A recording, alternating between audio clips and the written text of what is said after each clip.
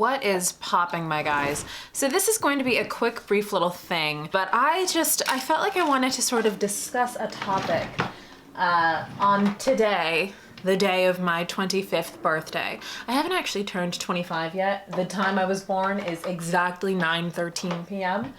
So I'm a little hours ahead of schedule here. But you know, I was just like thinking about things. I made a video at this point 5 years ago, before I ever had anybody looking at my channel.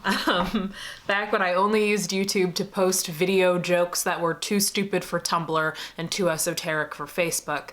And I called it You're Getting Older. And I filmed it in my sophomore year college dorm room about 2 weeks before my 20th birthday. And it was all about how I was all freaked out existentially about not being a teen anymore. My point in that video's raison d'etre, is me talking about how it irks me the way aging is talked about in like pop culture and just like actually from people beyond pop culture, where it sort of seems like once you leave your 20s, your life is just a slow march to death, infused with misery and depression for spice. And how I didn't like that, obviously. Nobody who's actually aging would like that. I looked at aging, sorry, I don't want to edit this, so I'm not going to. I looked at aging as this sort of ability that you have to unlock future versions of yourself. You don't know what you're going to be like 10, 20, 15. 15 is before 20. Good going, Nisa. But in the future, like, I at the time was like, I'm, a sophomore in college and I can't drive and I don't know what life is and I don't have a job and I can't blend my eyeshadow and, all this, that, and the third. I didn't say that last thing about eyeshadow, but if you watch the video, it's implied. And I am excited to see what I'm gonna be like in the future when I have a job and I don't dress like a 90s cartoon character. And now, looking back on that 5 years later, I definitely have a bit of a different perception on like the aging process and my life and what everything's all about. 'Cause now I'm older and I'm more resentful and whatnot. I'm kidding, but it is weird. Like, there's some days where I feel like, I wasted my early 20s being gripped by anxiety and working jobs that made me want to die. And I sort of have to be honest with myself. I did waste a lot of time doing that, but, I still have time in my life to accomplish things. And it's interesting because, like, even though there's some days, like, I work in an area where there's like a lot of college students, so sometimes I'll see these like bright-eyed and bushy-tailed 20-year-olds and I'm like, oh my God, I'm only 5 years older than them, but it may as well be 50 years. Like, I just feel like we're in completely different realms of life. There are times where I think it's like really stupid to look at life as this sort of like, well, once I hit this certain age, there goes my chances of doing anything. But I can't lie and say that I'm not immune, or I can't lie and say that I am immune to thinking like that. As I'm getting older, I think like, well, I want to do this before this happens, and I want to accomplish this before this happens, and what have you. Like, I don't necessarily feel like I've passed my prime, but I am aware that some people at my age would feel like that about themselves. I'm very excited to see where my life takes me. I'm scared because I feel like time is passing faster than I expected it would, but there's not really anything I can do about that.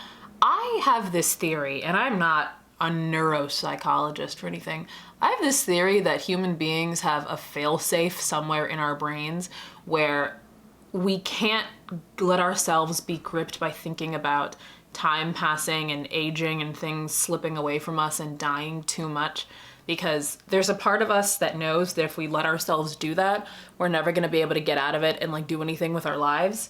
Every time I think about dying, I think about it for a couple of minutes and it frightens me. And then I pass over it and I think about something else. And I think that there's something in the wiring of my brain that forces that, because it knows that if it doesn't do that, I'm just gonna, crawl up into the fetal position and never get out. At least that's how I feel. Again, I don't know the build of brains, but I just imagine that has to be true. My life right now is in such a different place than I assumed it would be 5 years ago. Actually, I don't know if I can say that, because I don't think I had a really defined plan for myself 5 years ago when I made that first video. What I was doing was I spent a lot of time on Tumblr and watching TV and stuff and sort of just festering away in the freedom of college, you know? But I wasn't doing anything that was sort of setting me up for success in my life. I was online shopping way too much, and I was binge drinking, and I was like I was putting effort into my classes, but I wasn't like taking things that were really useful to me. I didn't start doing that until I was like a senior, honestly. And then when I was a senior, I took a class that made me realize that the path that I had just sort of assumed I would fall into was not going to work for me. And then that was corroborated in my first 2 years out of college, because I was working in jobs in that field and hating every goddamn second of it. I was so miserable, and it reached a terrible head last year around this very time. I was so just horrifically depressed and so sad all the time. And I thought that I had backed myself into this corner professionally that I was never going to be able to get out of.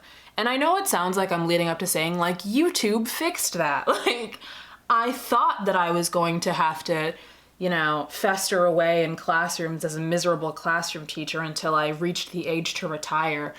But no, actually, I got so fed up of feeling like I wanted to die that I quit my job and then joined a temp agency and did that during the summer and happened to be placed somewhere that I really liked. And then I applied to that place, and then I got hired at that place, and now that's my current job. And YouTube throughout has been a really nice, sweet little thing that hi, Calvin. Oh, that I've greatly enjoyed doing, but it didn't save me, you know? It's been fun, but it didn't save me. Like I said, I'm 25. I've often touted 25 in my own brain as the age by which you need to be doing something in your life in order to not be considered a failure. And I go through stages of feeling like I'm a failure and not a failure. Like, professionally speaking, I'm in a job that is not going to be my job forever, I'm assuming. And I still haven't figured out what I want my forever job to be. And I know that I'm thinking about jobs in a very antiquated way, because people of my generation oftentimes don't have forever jobs. We change, we learn new skills, we change positions, we change goals. The goalpost of like professional satisfaction for people my age, I feel like is always moving. It's not the most productive thing for me to think I'm going to do this one job for the rest of my life and I'm gonna buy a house and whatever. Because that's how things were 30 years ago. It's not really how things work now. And that's okay, but it's also challenging to deal with. My life is so much better now than it was a year ago. But that doesn't mean that I don't feel afraid about things and I don't feel uncertain about where I'm going and what I'm frickin' doing. As time goes by, it sort of feels like the stakes get higher. Oh my God. I always get irritated when people are like, oh, I don't live with any regrets because every action I've ever done has led me to who I am today and the woman you see before you. And I'm like, oh, you don't regret anything you've ever done in your life? You've never made a bad choice, Susan? Okay. I regret so much. I regret so many things. If I were to sit here and tell you about all the things I regret in my life, I would have to change the entire nature of this channel. That's how long it would take. As afraid as I get sometimes about the direction my life is going in and what I'm gonna do as time goes by, and sort of the vision of who I'm going to be for the better part of my adult life becomes clearer, I have to keep reminding myself that things have been so much worse than they are now. Like I said, literally 1 calendar year ago is when. And there's so much good in my life now. And it's not just stuff that fell into my lap or stuff that other people did for me.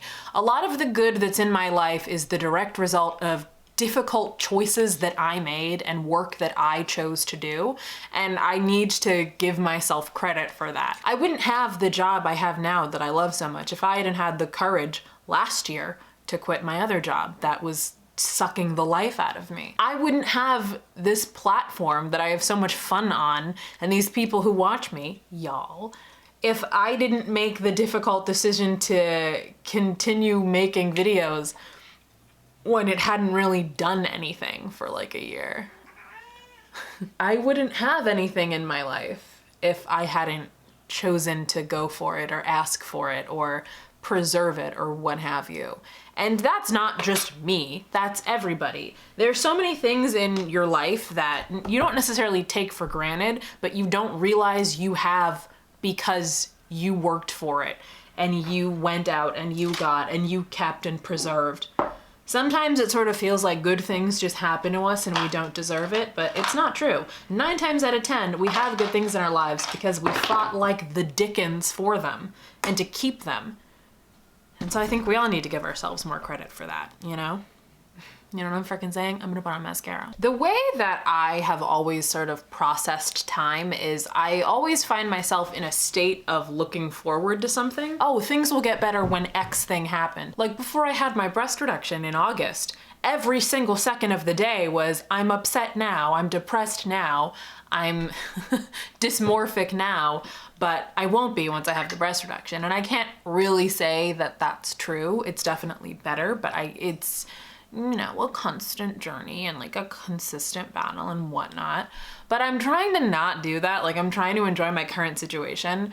I've seen quotes that are like, oh, remember when you desperately wanted what you have now? And it's like, oh snap, that's the case for so many things about my life. And yet I'm still thinking, well, at this abstract time in the future, I'm gonna feel better about things. Right now, it's when I lose weight, I'll feel better about things. Oh girl. That's a whole other can of worms. There's so much good that I feel like I'm not paying attention to when I say stuff like that. Or looking at my life like happiness has a deadline that I'm gonna miss. Like that's just not how I need to be conceptualizing my existence. In addition to having a good support system, I was also there for myself when I needed me to be.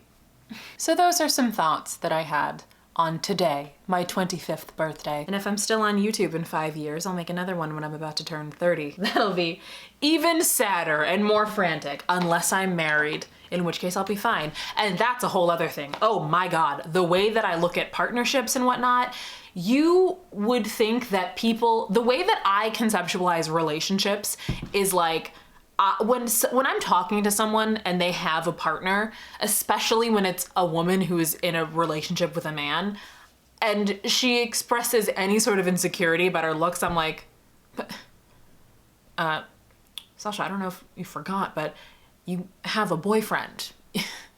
You won praise and acceptance from a straight man. You're done. You aren't allowed to feel insecure. You have a man who thinks you're attractive consistently. Did you forget? It's such a juvenile way of looking at relationships, but it's just how I am. I'm 25. I'm 5 years away from being 30. I have a fun little YouTube channel. I have a job that I quite enjoy, that I get dental benefits at. Things are good.